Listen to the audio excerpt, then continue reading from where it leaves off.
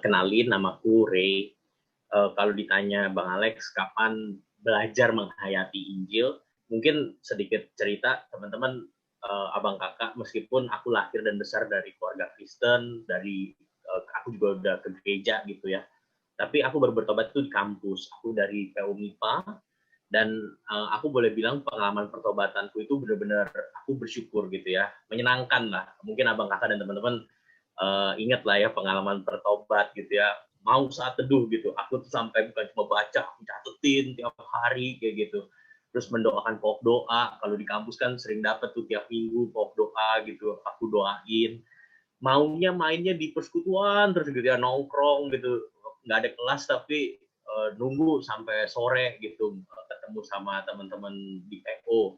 Bahkan ya juga bersedia terlibat pelayanan gitu ya, dimintain tolong angkat-angkat barang gitu, angkat aja, hajar gitu ya, jaga pintu, ya jaga gitu. Makanya waktu itu aku ingat banget ya, aku nggak mau lagi gitu berbuat dosa. Dan itu pengalaman apa ya, pertobatan yang aku sangat syukuri gitu. Ambisi, komitmenku untuk Tuhan itu besar sekali, dan dalam anugerah Tuhan, Tuhan panggil saya terlibat pelayanan, saya jadi koordinator di PO MIPA, saya bikin program dengan baik gitu ya, dan saya berani yakin para senior saya tuh cukup tenang lah gitu di presentasi program saya tuh, angkatan saya yang jawab gitu ya, sesuai sama esensi, tak tak tak tak tak kayak gitu.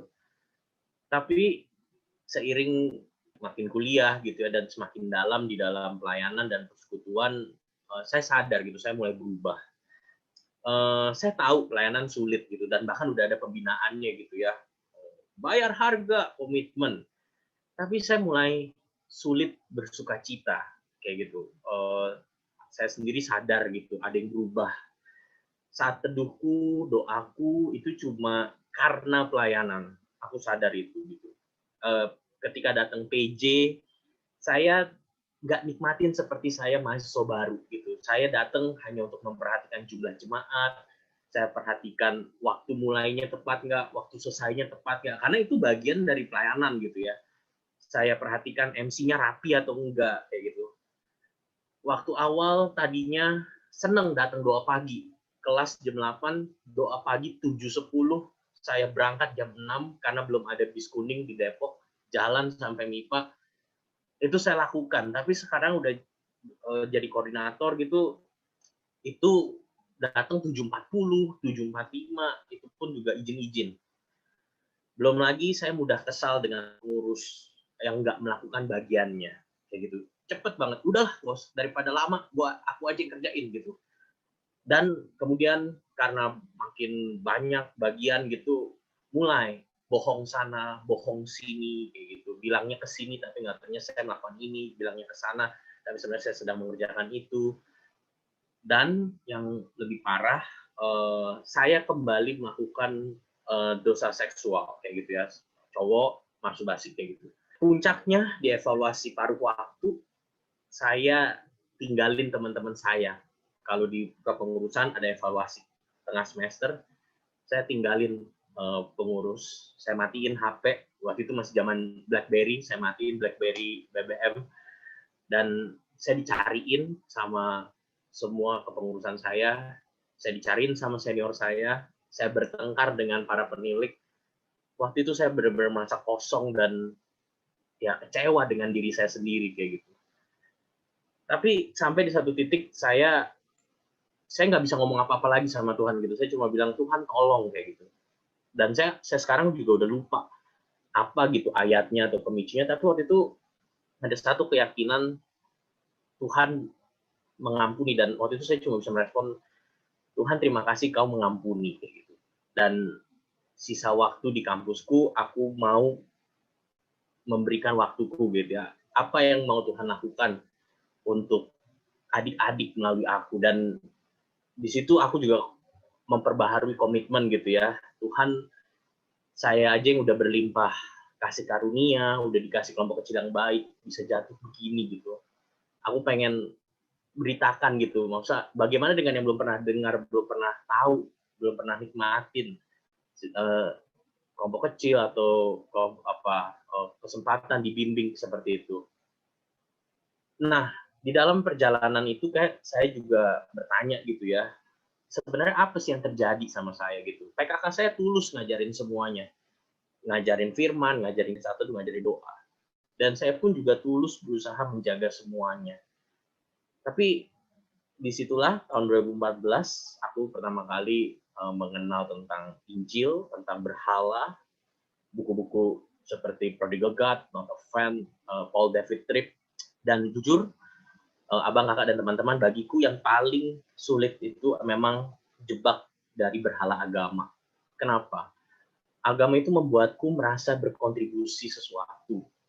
Agama itu membuat aku merasa cukup baik tentang diriku, cukup taat, cukup setia, cukup bertumbuh, cukup committed. Dan itu jadi pengalaman yang mengubahkan buat saya untuk benar-benar mencoba mengerti apa sih kekristenan. Mungkin aku hanya bahas 2 hal yang ini pengalaman pribadiku. Yang pertama itu berbicara tentang pornografi, dan mungkin aku pakai istilah yang Bang Alex bilang gitu ya, religious, dan bagaimana Injil boleh menolongku secara pribadi. Jelas sebelum aku bertobat, buatku sexual sins atau pornografi itu biasa aja gitu ya, santai, it's okay, nggak ngerugiin siapa-siapa kok, nggak ngehamilin anak orang, itu bahkan itu keyakinanku loh, itu nggak ada hubungannya sama orang lain kayak gitu, bahkan banyak dilengkapi dengan data bisa memberikan beberapa benefit kayak gitu ya, nggak stres, bisa punya pelampiasan secara fisiologi dan itu mempengaruhi mood dan sebagainya. Nah, tapi ketika aku bertobat dan kemudian aku belajar untuk bagaimana gitu ya, seperti apa sih melawan pornografi, jujur ya aku diajarin dengan cara-cara yang baik, tapi mungkin nggak menjawab sampai kedalaman gitu ya. Kalau aku mungkin tulis religious atau moral approach, ya jelas buang kayak gitu ya. Jangan sendirian di kamar gitu ya. Olahraga atau capek-capekin badan, jadi pulang tinggal tidur kayak gitu. Itu yang aku dapatkan kayak gitu. Terus kasih tahu password, jadi bisa accountable, bisa bisa dilihat orang kayak gitu. Sekilas itu terdengar benar gitu ya. Saat teduh, doa tiap hari. Saat lagi kepengen, ambil Alkitab, baca kayak gitu. Jadi alihkan keinginan langsung dengan baca Alkitab, dan ya cari mentor yang bisa tahu tiap hari dan sebagainya. Tapi jujur teman-teman, semangatku itu ya aku nggak pengen jatuh dalam pornografi, tapi aku tetap jatuh kayak gitu.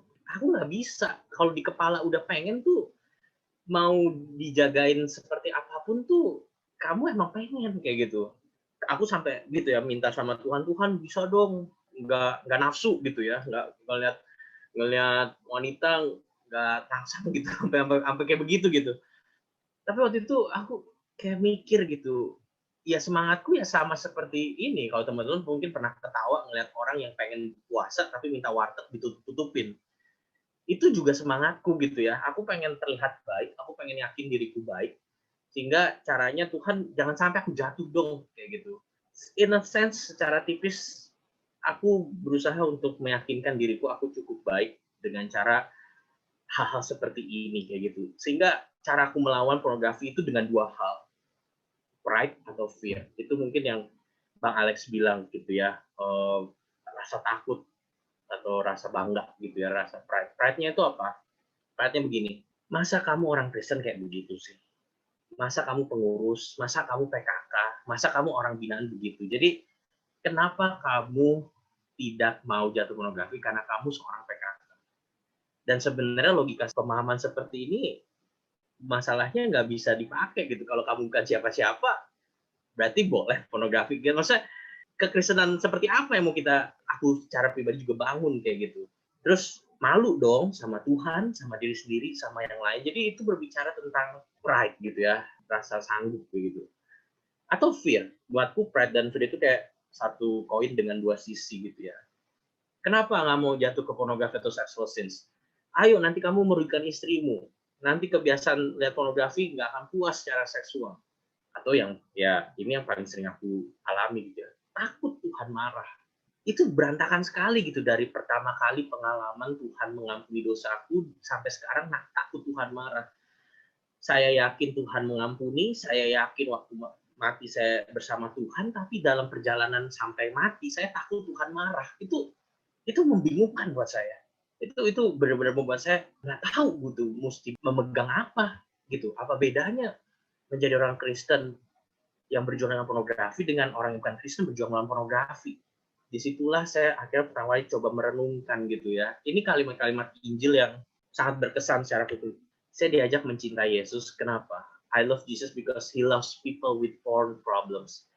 Saya nggak pernah dengar orang bilang sama saya dan meyakinkan saya, ada Tuhan yang mencintai orang-orang yang bergumul dengan pornografi. Saya tahu Tuhan itu suci, saya tahu Tuhan itu kudus, saya tahu Tuhan itu telah menyelamatkan dan sebagainya. Saya selalu dibilangin sama hal seperti itu. Tapi saya nggak pernah ditolong untuk mencoba mengaitkan kebenaran-kebenaran itu dengan masa saya sekarang, apa yang sedang saya alami sekarang. Dan ketika saya sadar gitu ya, ada Tuhan yang mencintai saya dengan orang yang bermasalah dengan pornografi. Kemudian saya diajak juga untuk merenungkan saya mencintai Yesus karena dia itu cukup berkuasa untuk membebaskan hati yang terbudak gitu ya, terkungkung dengan pornografi. Saya sadar gitu, saya sendiri nggak bisa menyelamatkan diri saya dari diri saya. Tapi saya bersyukur gitu, saya diajak mencintai Yesus yang sanggup.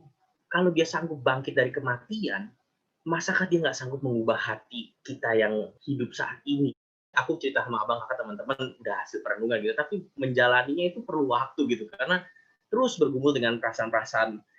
Jadi apa yang harus aku pegang? 2 Korintus 5:21, ia yang tidak mengenal dosa telah dibuat menjadi dosa supaya kamu menjadi benar di hadapan Allah. Dan kemudian ada satu artikel yang mengganti kata no sin itu, jadi dia yang tidak mengenal adiksi pornografi telah menjadi pecandu adiksi pornografi supaya saya yang porn addict menjadi benar di hadapan Tuhan. Dan waktu itu belajar meyakini begini, di dalam Kristus saya diperhitungkan Allah tidak pernah buka pornografi, dan bukan cuma tidak pernah buka pornografi, saya diperhitungkan Allah menggunakan seksualitas saya dengan taat, dengan baik, dengan kudus, tak cacat, tak bercela. Itu keyakinan yang menolong saya mengerti. Saya sudah dinilai seperti itu sama Tuhan, karena itu perjalanan saya ke depan adalah perjalanan bagaimana menghidupi kebenaran itu. Bukan karena rasa takut Tuhan akan tolak, bukan karena rasa harus, ya gue kan udah bertobat berapa tahun, masa gue masih gini-gini terus. Dan disitulah saya belajar menjadi orang yang bold and humble at the same time. Saya berani berkomitmen, karena ada banyak orang saking gak ngerti gitu ya, atau bingung, takut berkomitmen. Banyak yang bilang gak mau komitmen, ntar daripada gak bisa dipenuhi. Jadi berantakan gitu cara pikirnya. Waktu itu saya bisa bold and humble. Saya berani hidup buat Tuhan, janji buat Tuhan. Tapi saya sadar, saya juga rendah hati. Tuhan, saya nggak sanggup kalau bukan Tuhan yang kuatkan. Bisa vulnerable to others. Ketika saya bergumul jadi hamba Tuhan, jadi staff, saya sadar bukan berarti tiba-tiba pergumulan pornografi saya atau seksualitas saya nggak mungkin jatuh lagi gitu. Saya sudah berbeda. Saya mungkin nggak seperti yang dulu yang nggak memikirkan atau nggak bisa membedakan. Tapi bukan berarti saya imun ke depannya, saya bisa jamin saya imun, nggak pernah. Tapi saya bisa membuka diri saya dan orang bisa melihat bahwa saya bergumul dengan Tuhan di dalam perjalanan ini. Dan saya bisa menjadi, kalau kalimatnya Pak Senjaya, the most serious and most relaxed person. Maksudnya, karena saya nggak tahu, saya nggak bisa jamin saya pasti nggak pernah jatuh. Saya bisa relax, tapi saya bisa serius banget. Tuhan, saya nggak tahu. Aku bisa bersaksi ke abang dan teman-teman. Saya nggak tahu sampai mati apakah nggak akan buka pornografi lagi. Saya nggak tahu. Tapi saya bisa serius menjalani hidup saya hari demi hari karena saya tahu Tuhan mencintai orang-orang yang bergumul dengan pornografi seperti saya. Saya sering kasih perumpamaan gitu ya. Ini seperti kita lagi jalan pulang, kemudian dapat telepon di rumah, mama masak babi panggang, BPK gitu ya. Dan kita diajak buat, ya udah jangan makan di luar gitu ya. Nanti pulang kita makan enak. Kadang-kadang kita nggak percaya gitu. Kita lebih suka membentuk orang, pokoknya jangan makan, nanti dimarahin. Pokoknya jangan makan, nanti dimarahin. Tapi itu di dalam Kristus itu bukan begitu gitu caranya. Itu yang aku sangat syukuri gitu ketika berbicara tentang Injil. Satu contoh lagi kali ya, waktu itu tentang berbohong dan berbicara jujur. Saya belajar menganalisa. Mengapa saya berbohong? Mengapa kita berbohong? Kemungkinannya dua, karena pride atau karena fear. Kenapa berbohong? Pride dong. Aku harus terlihat begini, aku harus terlihat begitu. Tapi juga fear, takut. Nanti kalau aku jujur, aku ketahuan aku begini, aku begini. Atau fear, nanti kalau aku bilang yang jujur, nanti dia marah, nanti si itu marah. Kita takut. Tapi kalau dipikir-pikir, kenapa kita jujur? Kenapa saya mau jujur? Alasannya juga dua hal yang sama. Kenapa saya mau jujur? Karena pride. Ya masa bohong? Janganlah, udah pengurus. Masa masih sama kayak mereka yang nggak kenal Tuhan? Jadi cara saya bicara jujur motivasinya itu karena pride saya.